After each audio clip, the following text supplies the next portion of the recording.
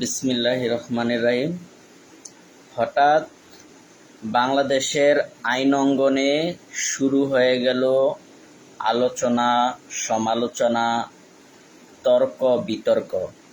কি নিয়ে? বাংলাদেশের আইন রাষ্ট্রের মেরুদণ্ড। একটা পদ হচ্ছে অ্যাটর্নি জেনারেল, যিনি বাংলাদেশের 18 কোটি মানুষের পক্ষে আইন এবং অধিকার প্রয়োগের প্রধান হাতিয়ার হিসেবে কাজ করেন। কিন্তু ওই ব্যক্তি যখন একটি দলের হয়ে কোনো সংসদীয় আসনে নির্বাচন করতে চায়, তখন কিন্তু এই বিষয়টাকে অন্যান্য যেই দল আছে তারা ভালোভাবে নেয় না। কারণ এটা একটা কোনো দলীয় পদ নয়, এটা একটা রাষ্ট্রীয় পদ। তার কাছে প্রত্যেকটা দলের, প্রত্যেকটা ধর্মের, প্রত্যেকটা সমাজের, প্রত্যেকটা সম্প্রদায়ের ব্যক্তি সমান, ন্যায়, স্বচ্ছ এবং জবাবদিহিতার আওতায়। কিন্তু তিনি কেন হঠাৎ করে একটি, আমি মনে করি, ভুল সিদ্ধান্তই নিলেন? এটা তার জন্য একটা বড় ধরনের ভুল সিদ্ধান্ত। উনি এখন বাংলাদেশের সর্বোচ্চ একটা পদে আছেন, অ্যাটর্নি জেনারেল পদ। মোহাম্মদ আসাদুজ্জামান বাংলাদেশের 18 কোটি মানুষের কাছে গতদিন পর্যন্ত গ্রহণযোগ্য ছিল, কিন্তু যখনই তিনি একটি প্রেস কনফারেন্স করে জানিয়ে দিলেন উনি বাংলাদেশ জাতীয়তাবাদী দল বিএনপির একটি সংসদীয় আসন, যেটা কিনা ঝিনাইদহ 1, ওই আসন থেকে উনি নির্বাচন করবেন। হ্যাঁ, বাংলাদেশের সাংবিধানিকভাবে রাষ্ট্রীয় এবং জন্মগত অধিকার হিসেবে প্রত্যেকটা ব্যক্তি নির্বাচন করতে পারে, কিন্তু প্রত্যেকটা ব্যক্তি আর বাংলাদেশের রাষ্ট্রীয় একজন গুরুত্বপূর্ণ ব্যক্তি কিন্তু এক নয়।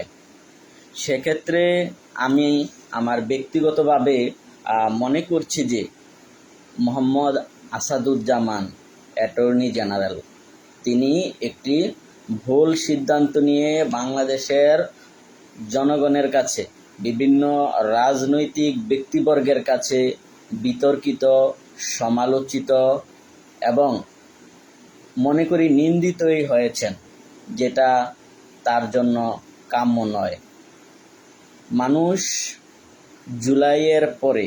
জুলাই অভ্যুত্থানের পরে বাংলাদেশের যেই চিফ প্রসিকিউটর এবং অ্যাটর্নি জেনারেল, তাদের কর্মে, তাদের কথায় একটি নতুন স্বপ্ন দেখেছিল, একটি নতুন পদ দেখেছিল, অপার সম্ভাবনা দেখেছিল।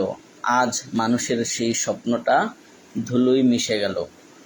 আপনি বাংলাদেশের এখন যেই পদে আছেন সেটা একটা অনেক বড় পদ, অনেক সম্মানের পদ। আর যদি কোনো মানদণ্ড দিয়ে আমরা চিন্তা করি, সেক্ষেত্রে এটা হচ্ছে একটা মন্ত্রিত্ব, একজন মন্ত্রিত্ব, যে কথা বাংলাদেশের অ্যাটর্নি জেনারেল পদে থাকা সেই কথা। কিন্তু কেন ভাই আপনি এই সম্মানের, এই আস্থার, এই বিশ্বাসের, জনতার ভালোবাসার পথ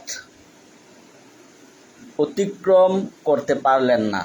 কেন আপনি এই শতভাগ আস্থা ভালোবাসার যেই জায়গাটা, সেটা আপনি ধূলিসাৎ করে দিলেন?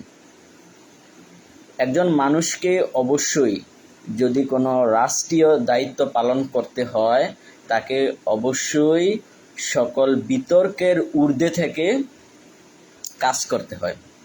আপনাকে সবাই ভালোবেসেছিল, বিশ্বাস করেছিল, আপনি তো তাদের বিশ্বাসটা রাখতে পারলেন না। আপনার মনের ভিতরে এরকম একটা চিন্তা ঢুকে গেল যে আমি যদি বিএনপি থেকে আজকে একটি সংসদীয় নির্বাচন করি, ওই নির্বাচনে আমি হয়তোবা বিপুল জনপ্রিয়তার কারণে নির্বাচিত হব, একজন সংসদ সদস্য হব অথবা আইনমন্ত্রী হব। আরে ভাই, আপনি তো এখনই আইনমন্ত্রীর সমমর্যাদায় একটা গুরুত্বপূর্ণ পদে আছেন। আপনি এখন চলে গেছেন, বাংলাদেশের জনগণকে যদি রাজনৈতিকভাবে দুই ভাগ করা হয়, সেক্ষেত্রে একটা হচ্ছে একটা রাজনৈতিক দল, পাশাপাশি তার পরিপূরক অন্যান্য বিরোধীমনা রাজনৈতিক দল। কিন্তু আপনি যখন অ্যাটর্নি জেনারেল পদে ছিলেন, তখন যদিও আপনার বিএনপির গুরুত্বপূর্ণ উপদেষ্টা মণ্ডলীর পদ ছিল, বিএনপির স্থায়ী কমিটির পদ ছিল, এগুলা নিয়ে কিন্তু মানুষ প্রশ্ন তোলেনি, এগুলা নিয়ে মানুষ আলোচনা সমালোচনা করেনি। কিন্তু আপনার আজকের দিনে এসে সামান্য একটা ভুল সিদ্ধান্তের কারণে মানুষ থেকে অনেক দূরে সরে গেলেন, আপনার উপর থেকে মানুষের আস্থা উঠে গেল। আপনাকে বাংলাদেশের জনগণ স্বতঃস্ফূর্তভাবে বুকে জায়গা করে দিয়েছিল, আপনাকে ভালোবেসেছিল।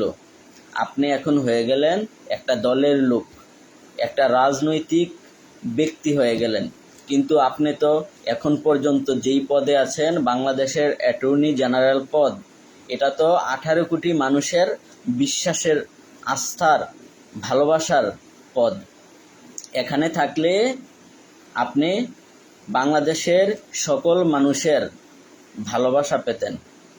আর আপনি এই গুরুত্বপূর্ণ সম্মানের পদটাকে রেখে চলে গেলেন একটা রাজনৈতিক দলের আওতায়।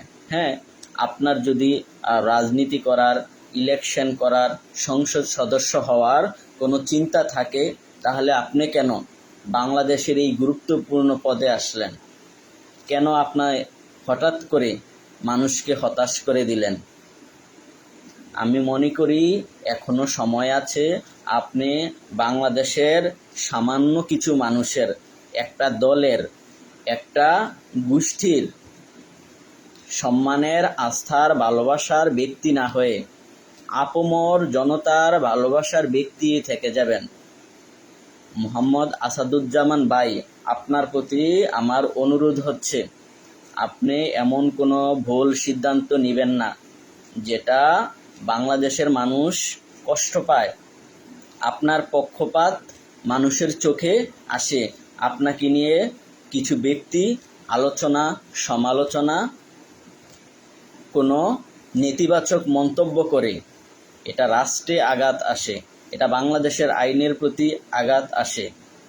আপনি এখন বর্তমানে বাংলাদেশের আইন, আপনি বাংলাদেশের মানুষের আস্থার জায়গা, এই জায়গাটা আপনি নষ্ট করে দিতে পারেন না।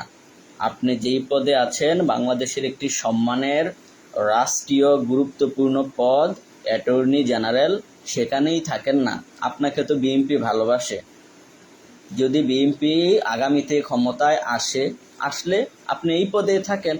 আপনাকে তো সংসদ সদস্য হয়ে এই পদে বসতে হবে না, থাকতে হবে না। এটা আপনি কি সিদ্ধান্ত নিলেন? এটা আসলেই মানুষ বিচলিত, হতাশ, মর্মাহত। আপনার প্রতি মানুষ এখন আস্থাহীন। আপনি যেই পদে আছেন, আশা করি সেই পদেই থাকবেন।